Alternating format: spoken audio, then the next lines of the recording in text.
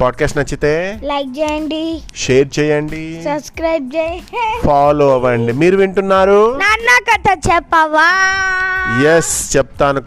కథ పేరేంటంటే కోపం తగ్గే మందు. కోపం తగ్గే మందా? ఎస్. కృష్ణాపురం గ్రామంలో కేశవానంద అనేటువంటి ఒక స్వామీజీ ఉండేవాడు. ఓ రోజు ఆయన దగ్గరికి రమణ అనేటువంటి ఒక యువకుడు వచ్చాడు. రాగానే ఆయన కాళ్ళపైన పడి, అయ్యా, నా కోపం చాలా ఎక్కువ, మాటలు కటువుగా ఉంటున్నాయి, దాంతో అందరితోనూ పోట్లాడుతూ ఉన్నాను, ఇంట్లోనే కాదు ఊర్లోనూ నన్ను అందరూ ద్వేషిస్తున్నారు, నేనేం చేయాలి అని అడిగాడు. అప్పుడు ఆ స్వామీజీ, నీ కోపం తగ్గాలంటే నువ్వు మెడలో అసలైనటువంటి ఒక పులి గోరు వేసుకోవాలి.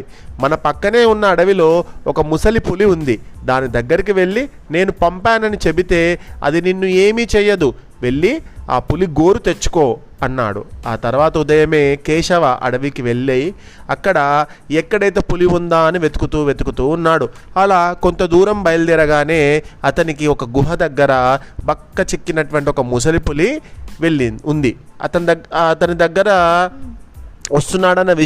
దగ్గరికి వస్తున్నాడన్న విషయం పులి గమనించింది. కానీ పులి ఏమీ అంటలేదు. కానీ భయంగా రమణ ఏం చేసిండో ఆ పులి దగ్గరికి వెళ్ళిండట. వెళ్ళి, అయ్యో పాపము, ఇది చాలా బక్క చిక్కిన ముసలి పులి కదా, ఇదే కావచ్చు ఆ స్వామీజీ చెప్పినటువంటి పులి, నేను దాని దగ్గరికి వెళ్తాను అని అనుకున్నాడు. అనుకొని ముసలి పులి దగ్గరికి వెళ్ళి స్వామీజీ పేరు చెప్పాడు. దాంతో అదేమీ చెయ్యలేదు. కానీ నాకు వయసు అయిపోయింది కాబట్టి నేను వేటాడలేకపోతున్నాను, కాబట్టి నాకు నువ్వు ప్రతిరోజు ఆహారం తెచ్చి పెడితే నీకు నా గోరు ఇస్తాను, గోరు అంటే నేల్ అని చెప్పింది. అప్పటి నుంచి కేశవ ప్రతిరోజు దానికి మాంసం, చేపలు తీసుకుపోవడం మొదలుపెట్టాడు. రోజంతా దానితోనే ఉండేవాడు. కళ్ళు కూడా లేని, పైకి కూడా లేవలేని దాన్ని చూసి పాపం జాలిపడడం మొదలుపెట్టాడు. దాన్ని ప్రేమగా దగ్గరికి తీసుకునేవాడు. ఓ రోజు పులి కేశవతో, నేను చనిపోయే సమయం వచ్చింది, చనిపోయాక నా గోళ్ళు తీసుకెళ్ళు అని చెబుతూ కన్ను మూసింది.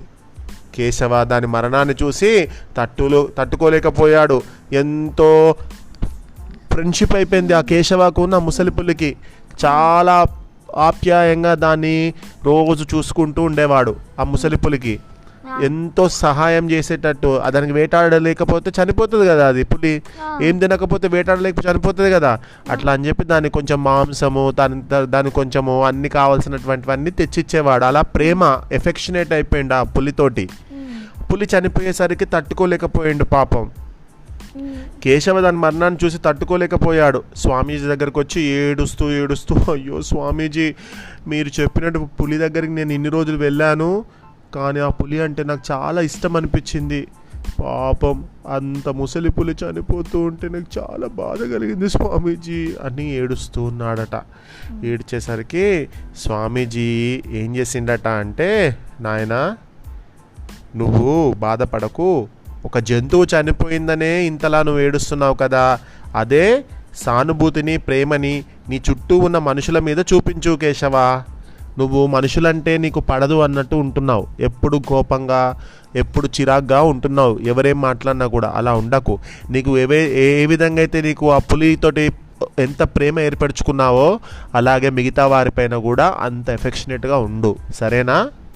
అప్పుడు నీకు వాళ్ళతో కోపడాలని, వాళ్ళను తిట్టాలనేటువంటి ఆలోచన రాదు. మనసు లోపల ప్రేమ, జాలి ఉంటే సరిపోదు, దాన్ని కూడా చూపించాలి. అలా చూపడం మొదలు పెడితే నీ కోపము తగ్గుతుంది, నిన్ను అందరూ ప్రేమిస్తారు అని చెప్పాడు. అప్పటి నుంచి కేశవ ఎదుటి వాళ్ళు ఇబ్బందుల్ని పట్టించుకుంటూ సౌమ్యంగా మాట్లాడడం అలవాటు చేసుకున్నాడు. అందరి బంధువు అని అనిపించుకున్నాడు. కోపం అనేటువంటిది జయించాలంటే మనం ముందుగా ప్రేమ, anger is humans enemy. Yes, మనకప్పుడు లవ్ అండ్ ఎఫెక్షన్ ఉన్న చోట యాంగర్ అనేది ఉండదు.